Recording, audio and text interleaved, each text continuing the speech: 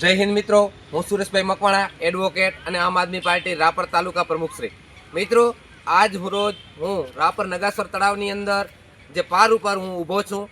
અહીં રાપર શહેરની જનતાને આ રાપર નગાસર તળાવનું પાણી પાવામાં આવે છે, જે અત્યારે ખરેખર દૂષિત છે. અને એની અંદર મેં હાલે જોયું તો અંદર પાણીની બોટલો તેમજ અનેક પ્રકારના કચરો અને નીલ જામેલી છે. આ પાણી રાપર શહેરની જનતા હાલે પી રહી છે. મિત્રો, અત્યારે ભારતીય જનતા પાર્ટીની રાપર નગરપાલિકાની અંદર બોડી છે, આનું વ્યવસ્થિત સંચાલન કરવામાં આવતું નથી. અને આગળ સ્ટોરેજ માટે જ્યારે નર્મદા કેનાલમાંથી પાણી ભરવામાં આવે તો ખરેખર પાણી આખું તળાવ ભરાઈ જાય તેમ છે, પરંતુ અત્યારે હાલે કોઈ એવું પાણી ભરવામાં આવતું નથી. અને પાણીના જે દૂષિત પાણી છે એ રાપરની શહેરની જનતાને આપવામાં આવી રહ્યું છે. અત્યારે ખરેખર રાપરના તમામ શહેરજનોને હું વિનંતી કરું છું કે રાપર નગરપાલિકા તંત્રને આપે ટકોરા મારી અને ખખડાવવું પડશે અને કહેવું પડશે કે ભાઈ આવું દૂષિત પાણી અમને ના પાવ, કારણ કે આવું દૂષિત પાણી પીવાથી અનેક રોગો ફેલાવાની શક્યતા રહેલી છે. એટલે આપણે સૌ રાપર શહેરની જનતા એક રોગોના ભરડામાં ન ધકેલાય તે પહેલાં સૌએ જાગવું જરૂરી છે,